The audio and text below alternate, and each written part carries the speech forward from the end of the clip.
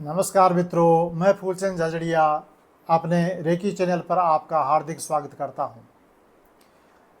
ऊर्जा चक्रों के क्रम में आज हम चौथे चक्र अनाहत चक्र, जिसको हर्ट चक्र भी कहते हैं, उस पर चर्चा करेंगे। ये छाती के बीच में स्थित होता है। सभी चक्र रीढ़ की हड्डी पर स्थित होते हैं और इनका मुख बाहर की तरफ, सामने की तरफ भी होता है और पीछे की तरफ भी होता है। इसलिए चक्रों पर यदि हीलर हीलिंग करता है तो वो बैक साइड से भी कर सकता है, औंधा लिटा के पीठ पर भी कर सकता है और सामने से भी किया जा सकता है। तो अनाहत चक्र का रंग हरा होता है। ये वायु तत्व से बना हुआ है और इसका बीज मंत्र है यम। यम ये इसका बीज मंत्र होता है। तो ये जब असंतुलित हो तो शारीरिक और मानसिक लक्षण क्या प्रकट होंगे, इस पर चर्चा करते हैं। जब अनाहत चक्र असंतुलित होता है तो हृदय संबंधी बीमारियां पैदा होती हैं। ब्लड प्रेशर हाई हो सकता है, ब्लड प्रेशर लो हो सकता है, फेफड़ों की कोई समस्या हो सकती है, सांस की तकलीफ हो सकती है, दमा हो सकता है, जिसको अस्थमा भी कहते हैं।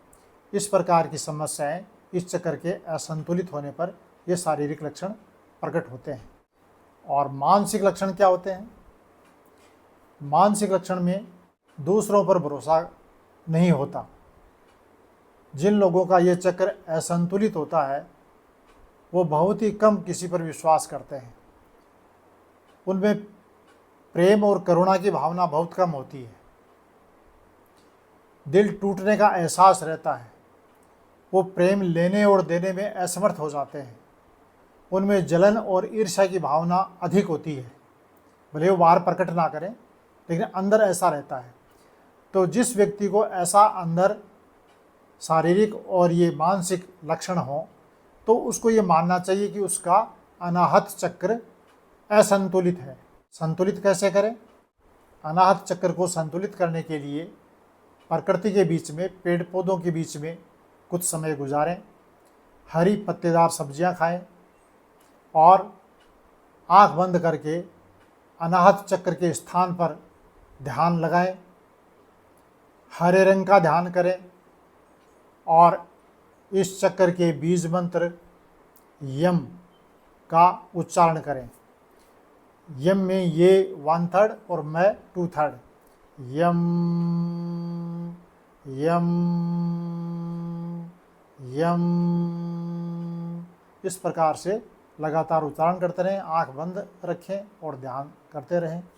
यदि आप हस्त मुद्राओं में विश्वास करते हैं तो पद्म मुद्रा लगाएं।